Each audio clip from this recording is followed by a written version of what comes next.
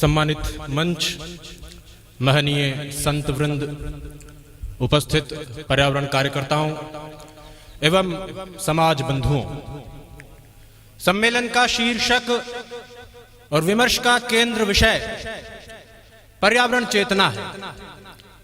पर्यावरण चेतना का सीधा सा अर्थ अपने आसपास के वातावरण की सुधि होने और उसकी सुधि लेने से है।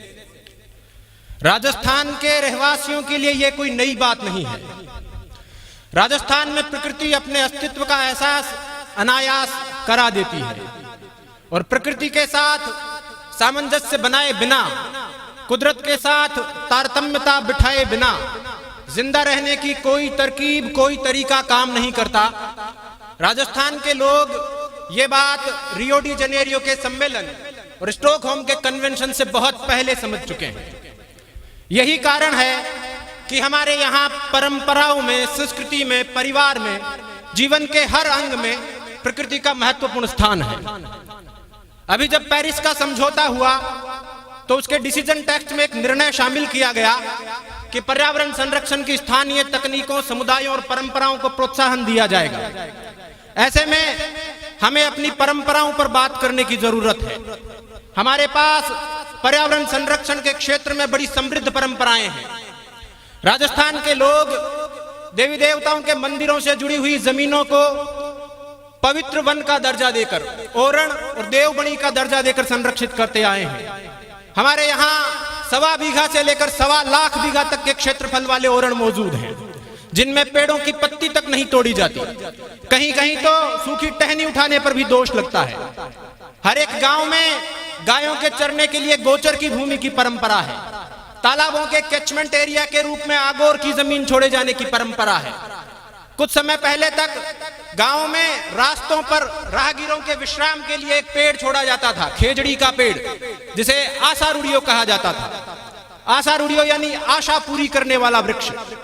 राहगीर इससे कामना करते थे कि आशारूढ़िया आस दी, गया भैंसा ने घास दी, घी की घिलोड़ी दी, तेल की तिलोड़ी दी। ऐसे आशीर्वाद इस पेड़ से मांगे जाते थे। पथवारी की और पानी ढाल की रस्में, गांव में वैशाख सींचने का रिवाज, चौपालों पर बड़गट्टे, पीपलगट्टे लगाने का विधान, पेड़ों को चुनरी ओढ़ाने की परंपरा, ये सब पेड़ों के संरक्षण और संवर्धन की स्थानीय तकनीकें हैं। राजस्थान में सामान्यतः सभी जातियां किसी एक विशिष्ट प्रजाति में अपने इष्ट की, अपने आराध्य की उपस्थिति खोजती है और उसे संरक्षित करने का प्रयास करती है। जैसे जसनाथियों में जाल के वृक्ष की धार्मिक महत्ता है। गुजर नीम के पेड़ को पूजनीय मानते हैं। मीणाओं के हर गोत्र का अपना एक कुल वृक्ष होता है जिसे धराड़ी कहा जाता है। चारणों ने चील और चूहे को अपनी आराध्या देवी का प्रतीक माना है। इसी तरह देवासी समाज के लोग ऊंटों को बच्चों की तरह पालते हैं, उनकी नस्लें बचाते हैं। जाटों के और राजपूतों के अनेक योद्धा गायों के लिए बलिदान हुए हैं और लोक देवताओं के रूप में पूजे गए हैं। नीम को नारायण, पीपल को प्रजापति और शमी को शंकर मानने की, पूजने की परंपरा हर जाति में विद्यमान है। ओरण गोचर सभी जातियों के होते हैं। जल जो कि जीवन का आधार है, राजस्थान में इसकी रजत बूंदों के संरक्षण में बंजारों की और नगर सेठों की क्या भूमिका है, यह मरुस्थल के लोग बहुत अच्छे से जानते हैं। हर एक गांव में इनके बनवाए हुए कुएं और तालाब आज भी मौजूद हैं। और प्रकृति से प्रेम की परंपराओं में सबसे उल्लेखनीय जो समाज है वो बिश्नोई समाज है। रूखों का रखवाला, पर्यावरण का पहरेदार। संयोग से मेरा रक्त संबंधित समाज से है।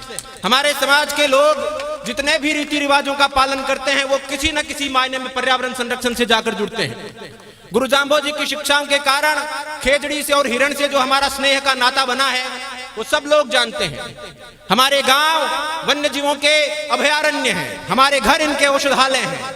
हमने पेड़ों का मानवीकरण किया है, हमने पेड़ों को अपने परिवार का अंग माना है। शिव कुमार बटालवी साहब की एक पंजाबी कविता है। हालांकि मेरा पंजाबी का उच्चारण खराब है, लेकिन मैं इस कविता को सुनाने का लोभ इसलिए नहीं छोड़ पा रहा हूं क्योंकि मुझे लगता है कि ये हमारे भावों को बड़ी सुंदरता से चित्रित करती है। कविता कुछ यूं है कि कुछ रुख मैनू पुत लगदे ने, कुछ रुख लगदे मावा, कुछ रुख नूहा धिया लगदे, कुछ रुख वांग भ्रावा। यानी कि कुछ पेड़ मुझे अपने पुत्रों की तरह प्रतीत होते हैं, कुछ पेड़ों में मुझे मां नजर आती है, कुछ पेड़ मुझे अपनी बहुओं बेटियों जैसे लगते हैं और कुछ पेड़ों में मुझे भाई दिखाई देता है। कुछ रुख मेरे बाबे वाकण पत्तर टावा टावा, कुछ रुख मेरी दादी वर्गे चूरी पावण कावा। यानी कि कुछ पेड़, बूढ़े पेड़, कम पत्तियों वाले पेड़ मुझे अपने दादा जैसे दिखते हैं, कुछ पेड़ मुझे कौओं को चूरी खिलाती अपनी दादी की याद दिलाते हैं, कुछ रुख यारा वर्गे लगदे चुम्मा ते गड़ लावा, कुछ रुख मेरा जी करदा ए कुछड़ चुक खिडावा। कुछ पेड़ों को देखकर मुझे अपने यार याद आते हैं, दोस्त याद आते हैं, उनके गले लगने का, चूमने का मन करता है। और कुछ पेड़ों को देखकर, छोटे पेड़ों को देखकर मेरा दिल करता है कि मैं उनको गोद में उठा लूं और उनके साथ खेलने लगूं। स्नेह के ये भाव, आत्मीयता के ये भाव खेजड़ली बलिदान जैसी घटनाओं को शक्य बनाते हैं, संभव बनाते हैं। आत्मीयता के ये भाव, स्नेह के ये संबंध जोधपुर राज्य के खेजड़ली गांव की एक साधारण महिला अमृता देवी बिश्नोई को असाधारण बनाते हैं। उसे वो ऊर्जा प्रदान करते हैं कि लाव लश्कर और लवाजमे के साथ आए, अपने राज्य के दीवान गिरधरदास भंडारी के सामने खड़ी होकर उद्घोष कर सके कि सर सांटे रूख रहे तो भी सस्तो जान, हमें क्या सर काटने का डर दिखाते हो, सर कट जाए और ये पेड़ बच जाए तो बड़ा सस्ता सौदा है। मिति भाद्रपद शुक्ल दशमी संवत 1787 विक्रमी, वार मंगलवार, ग्रेगोरियन कैलेंडर के हिसाब से तारीख 22 महीना अगस्त और साल 1730। इस दिन आत्मीयता के इन भावों ने, स्नेह के इन संबंधों ने एक पूरे समुदाय में यह साहस भरा कि वो पेड़ काटने के विरुद्ध अपना बलिदान दे सके। उस रोज 294 पुरुष और 69 स्त्रियां, यानी कुल 363 लोग पेड़ों के लिए शहीद हुए। और कटने वालों की कतार और भी लंबी थी। कटने वालों के सिर नहीं रुके थे, काटने वालों के हाथ थके थे। उनके अंदर का राम जगा था, तब जाकर इस नरसंहार पर विराम लगा था। आज इस घटना को 290 साल बीत चुके हैं। ये 21वीं सदी का 21वां साल है। अब विरोध के लोकतांत्रिक तरीके प्रभावी होने लगे हैं। सरकारें इस क्षेत्र में बहुत अच्छा काम करने लगी है। मंच पर हमारे नीति निर्मातागण बैठे हैं।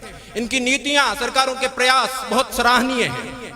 लेकिन जैसा विनोबा भावे कह गए थे कि असरकारी असरकारी, सरकारों के साथ साथ अगर समाज, ऐसी संस्थाएं और जनता प्रयास करती है तो ये प्रयास ज्यादा असरकारी सिद्ध होंगे। अंत में इतनी समृद्ध परंपराओं के धनी होने के कारण मैं समझता हूं कि हम ये कहने का अधिकार रखते हैं कि आप राजस्थान से खुददारी सीखें न सीखें, आपकी मर्जी है। आप राजस्थान से जिंदा दिली सीखें न सीखें, आपकी मर्जी है। लेकिन क्लाइमेट चेंज के इस दौर में जिंदा रहने के तरीके, कुदरत के साथ तारतम्यता बिठाने की तरकीबें आपको राजस्थान से सीखनी पड़ेंगी। इन्हीं शब्दों के साथ मैं अपनी वाणी को विराम देता हूं। बहुत बहुत धन्यवाद। न्यून बनाम।